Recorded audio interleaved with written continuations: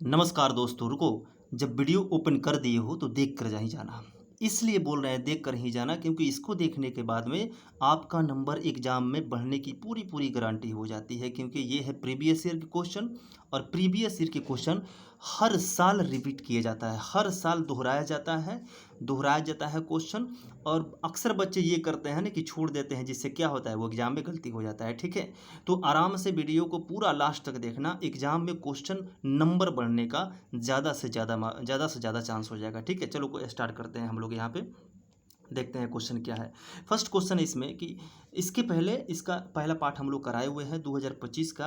2025 में जो previous year का क्वेश्चन है ज्योग्राफी का, वो हम करा रहे हैं। ठीक है, फर्स्ट पार्ट हो गया है, सेकंड पार्ट यहाँ से हम स्टार्ट कर रहे हैं। ठीक है, भारत में पुरुष प्रवास की मुख्य धारा क्या है?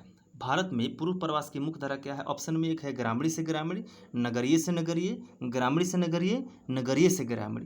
इसका राइट आंसर कितना हो जाएगा? इसका राइट आंसर हो जाएगा ग्रामीण से नगरीय। इसका राइट आंसर हो जाएगा सी। ऑप्शन कितना हो जाएगा? सी इसका राइट आंसर हो जाएगा। अब हम लोग देखते हैं क्या, इसका देखते हैं एक्सप्लेनेशन। एक्सप्लेनेशन में ये होगा ना, यहाँ पे बहुत सारी चीज़ें आपको देखने को मिल जाएगी। ठीक है, तो इससे घबराना नहीं है और ना ही ये सोचना है कि भाई ये क्या पढ़े।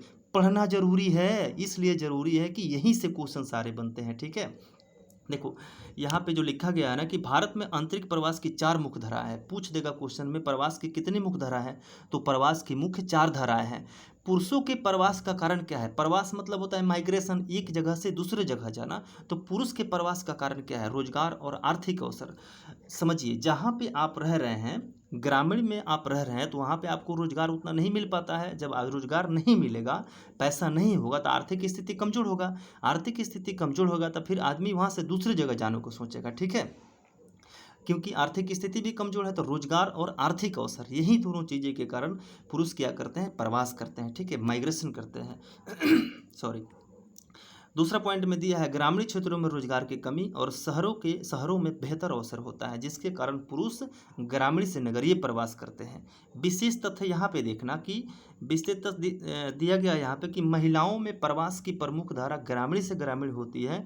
महिलाओं का प्रवास कहाँ होता है? ग्रामीण से ग्रामीण होता है, क्योंकि उसका मुख्य कारण क्या है? विवाह है। ठीक है, चलो हम लोग देखते हैं अगला क्वेश्चन क्या है। नेक्स्ट क्वेश्चन, 2011 की जनगणना के अनुसार किस राज्य की जनसंख्या का घनत्व सर्वाधिक है? ये क्वेश्चन रिपीट किया हुआ है, ध्यान से देखो। तो ए ऑप्शन ए में है पश्चिम बंगाल, बी में है बिहार, सी में उत्तर प्रदेश, डी में है केरल। 32 नंबर क्वेश्चन का राइट आंसर कितना हो जाएगा? बी हो जाएगा, बिहार हो जाएगा। सबसे अधिक जनघनत्व कहाँ है? बिहार का है। ठीक है, 2011 की जनगणना के अनुसार। अब चलते हैं हम लोग इसका विस्तृत व्याख्या के पास में। ठीक है, 2011 की जनगणना के अनुसार बिहार की जनघनत्व 1106 व्यक्ति प्रति वर्ग किलोमीटर, यानी ये किलोमीटर में कितना? 1106 व्यक्ति आपको देखने को मिलेंगे। ठीक है, सबसे कम जनघनत्व कहाँ है भाई साहब? अरुणाचल प्रदेश में। ये किलोमीटर में 17 आदमी रहता है। ये बात आपको ध्यान में रखना है, इस फैक्ट को पूरी तरह से माइंड में सेट कर लेना है। ठीक है, दूसरे स्थान पर कौन है? पश्चिम बंगाल में है। यह केंद्र शासित प्रदेश सहित पूछा जाए तो सर्वाधिक जनघनत्व दिल्ली में होगा। अगर केंद्र शासित प्रदेश पूछा गया तो सबसे अधिक जनघनत्व कहाँ हो जाएगा? दिल्ली में हो जाएगा। ठीक है, अगर केंद्र शासित प्रदेश पूछा जाए तो दिल्ली में हो जाएगा। ऐसे केंद्र शासित नहीं पूछा जाएगा तो सबसे ज़्यादा कौन हो जाएगा? बिहार हो जाएगा, 1106 प्रति वर्ग किलोमीटर में। ठीक है, सबसे कम हो जाएगा अरुणाचल प्रदेश में। यहाँ पे ध्यान देना है। ठीक है, अब हम लोग चलते हैं अगले क्वेश्चन की तरफ, देखते हैं अगले क्वेश्चन में क्या है। ठीक है, 33 नंबर क्वेश्चन में कह रहा है कि भारत में सर्वाधिक जन वृद्धि की अवधि थी। सर्वाधिक जन वृद्धि किस समय हुआ था? 1901 से 21 में हुआ था, कि 31 से 51 में हुआ था, कि 51 से 81 में हुआ था, कि 81 से 2001 में हुआ था। इसका राइट आंसर कौन हो जाएगा? 33 का राइट आंसर हो जाएगा ए, ऑप्शन नंबर 33। 33 का सी हो जाएगा, सॉरी सी हो जाएगा। इसका राइट आंसर कौन हो जाएगा? सी हो जाएगा, ऑप्शन सी हो जाएगा। ठीक है, अब हम लोग देखते हैं इसका एक्सप्लेनेशन। एक्सप्लेनेशन में क्या दिया हुआ है उसको देखते हैं। देखो, 1951 से 81 के बीच में जनसंख्या विस्फोट ये बता रहा है। 1951 से 81 की अवधि को भारत में जनसंख्या विस्फोट के दौर का पॉपुलेशन कहा जाता है। सुव्यवस्थित स्वस्थ सुविधाओं के विकास से मृत्यु दर तेजी से घटी, परंतु जन्म दर बनी रही। क्या होता है?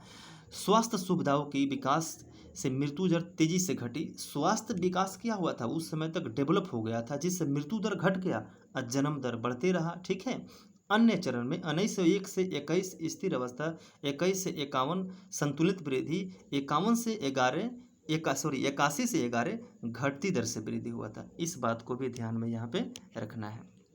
चलो देखते हैं अगला क्वेश्चन। सिंचित क्षेत्रों में मृदा निम्नीकरण का मुख्य कारण क्या है?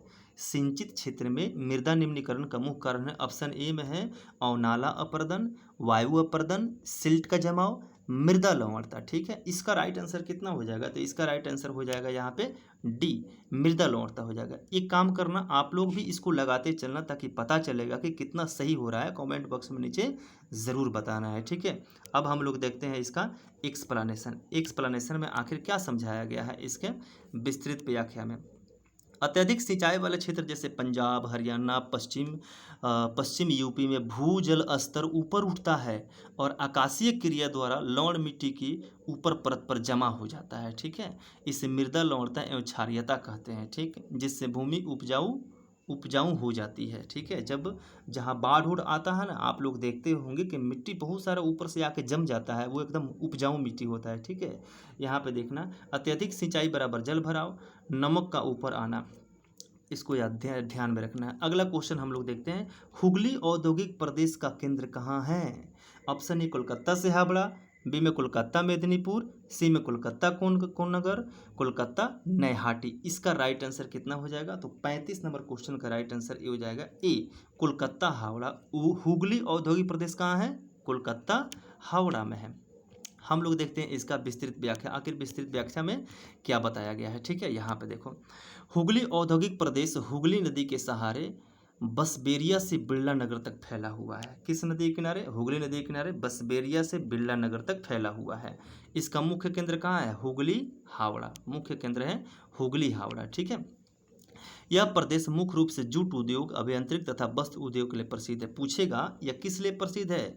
जूट उद्योग, अभियांत्रिकी और वस्त्र के लिए प्रसिद्ध है। इस चीज को ध्यान में रखना है।